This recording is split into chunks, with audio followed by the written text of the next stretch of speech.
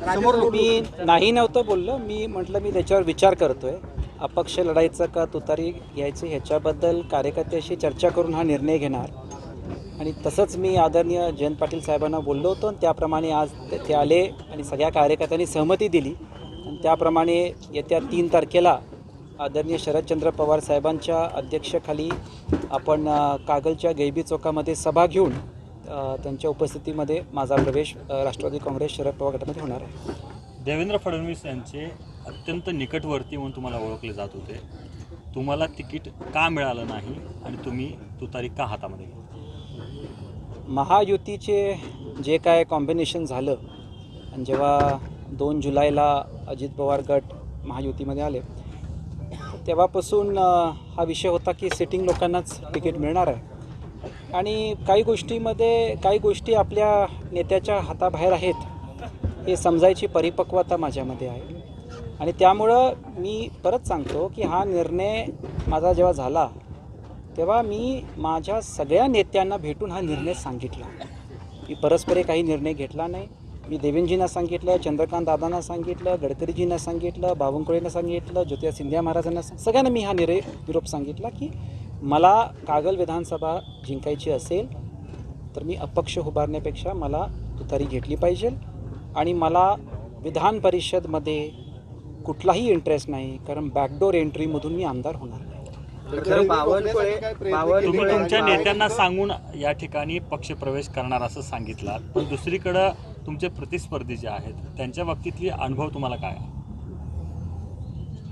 हा निर्णय कागलच्या विकासासाठी आहे आणि त्यांचा अनुभव काय आहे ते मी थोडं आमच्या अध्यक्षांनी सांगितल्याप्रमाणे मी पण 3 तारखेला बोलतो. अजित घाडगेंना कागलमधून विधानसभा निवडणूक लढवायची आहे म्हणून ते तुतारी हातात घेत आहेत. त्यामुळे त्यांना कोण थांबवणार? जर त्यांनी संयम ठेवला असता तर चांगली संधी त्यांना देता आली असती. ते विधान परिषदचं बोलत आहेत, गव्हर्नर कोट्याचं. I thank them. पण मला त्याच्यामध्ये इंटरेस्ट नाही आहे. मी भारतीय जनता पार्टीमध्ये MLC व्हायला आलो नव्हतो. मी भारतीय जनता पार्टीमध्ये कागल विधानसभेच्या परिवर्तनासाठी आलो होतो. मागच्या वेळी पण मला नाईलाजाने अपक्ष उभारावं लागलं. मी परत पराजित झालो तर नुकसान विधानसभेचं होईल. सो मी पहिल्यापासून क्लिअर केलं होतं मी विधान परिषदमध्ये इंटरेस्टेड नाही आहे. गेल्यावेळी देखील तुम्ही उमेदवारी जाहीर केली होती देवेंद्र फडणवीस यांनी मुदाळ तिट्ट्यावरती सगळ्यांच्या समोर. मात्र त्यावेळी देखील आपल्याला उमेदवारी मिळालेली नाही. आता देखील ही महायुतीची समीकरण झाली त्यामध्ये उमेदवार जे तुमच्या आधीचे नेते होते देवेंद्र फडणवीस त्यांची हतबलता या दोन्ही वेळी पाहायला मिळाले आपल्याला. ते कमी पडले त्या सगळ्यात. मला त्यांच्यावर काहीच बोलायचं नाही आहे. मी काय करतो आहे आणि मी आत्ता कुठं आहे. आत्ता आपण जो निर्णय घेतला आहे कागलसाठी घेतला आहे मला त्याच्यावर अधिक बोलायचं. काल देवेंद्र फडणवीस कोल्हापुरात आले होते, काही चर्चा झाली नाही. मी त्यांच्यावर आधी भेटून जे सांगितलं होतं ते सांगितले. माझे त्यांचे राजकारणाच्या पलीकडे संबंध आहेत आणि ते नेहमी राहणार. आणि मी आपल्याला एक सांगतो की मी राजकारणासाठी मैत्री आणि शत्रुता करत नाही.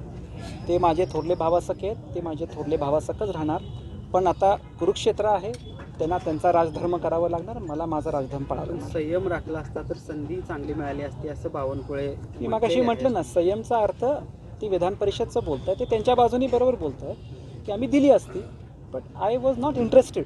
आणि हे मी पक्षाला फार आधीपासून बोललो आहे की मला त्यात रस नाही. आणि विधान परिषद घेऊन परत 5 वर्ष या मतदारसंघाला बाय देणं आणि परत या मतदारसंघाला अंधारात घालणं हे योग्य नाही. आणि जनतेने मला साथ लढला म्हणून देतो आहे आणि मी लढणार आहे आणि हे परिवर्तन घडणार आहे हे मी पक्षाला पहिल्या दिवसापासून क्लिअर केलं होतं. इतके पक्ष आहेत तुतारीच का हातामध्ये घेतात?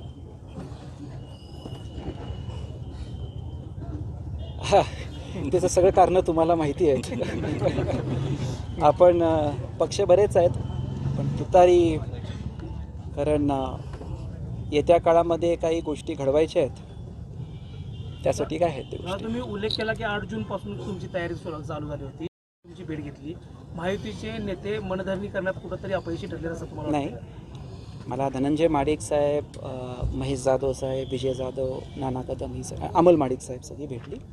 त्यांनी मला म्हटलं की आपण विचार करा आणि हे करा. मी म्हटलं मी आदरणीय शरदचंद्र पवार साहेबांना कमिट करून आलो आहे.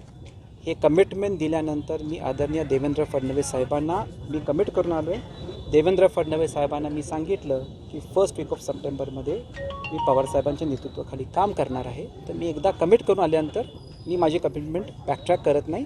8 वर्षाचा माझा भारतीय जनता पार्टीचा रेकॉर्ड तो तसाच आहे. महायुतीत आणि संबंधित गाडग्यांचा विषय संपला. राजकीय विषय संपला ना 100%. दादा, भाजपच्या कोणत्याही पदाचा तुम्ही राजीनामा करताय कार्यकर्ते? आपण येऊन बघा ना. म्हणजे आमच्या सभा कशा असतात, कसं आहे, मला वाटतं तुम्ही मागच्या वेळी खासदारकीविषयी सभा बघितली, चांगली होणार आणि लोक उत्स्फूर्तपणे येणार. आणि आज पण मी तुम्हाला आवर्जून सांगतो की सगळी जी लोकं सकाळपासून संध्याकाळी थांबली आहेत, कुठलीही मी गाडी दिली नाही. दुपारी जेवायला गेल्यानंतर स्वतःची गाडी असते तर घरी पळाली असते. कोणी नाही आहे, कोणी गाडी न घेऊन, मी गाडी न देता ही लोकं आली.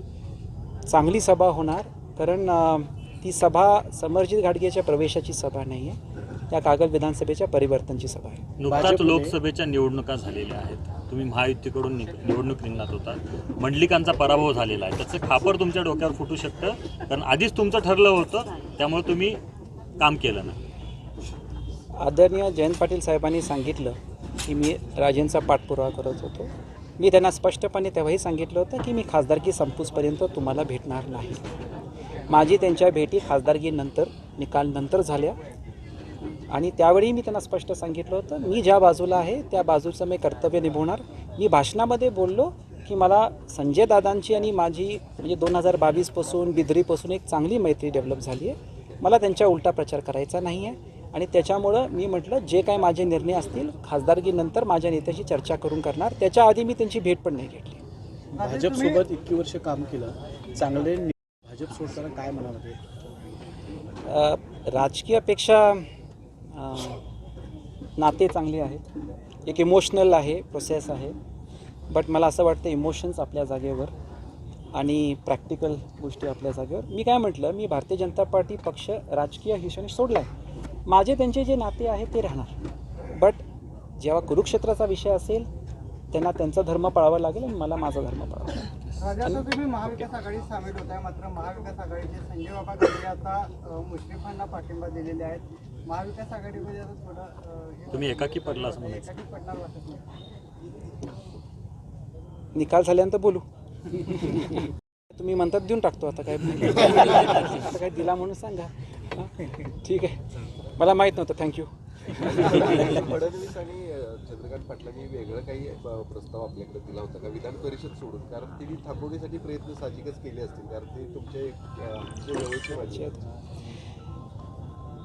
मी त्यांना एकच म्हटलं, साहेब मला कागल विधानसभासाठी हा निर्णय घ्यावा लागणार आणि त्यासाठी राजकीय तुम्हाला हा निर्णय पटणार नाही आणि तो पटणं बरोबर पण नाही, पण तुमचा मुलगा आणि धाकटा भाऊ म्हणून माझा हा निर्णय स्वीकारा. त्याच्यापुढे ते काय बोलतो.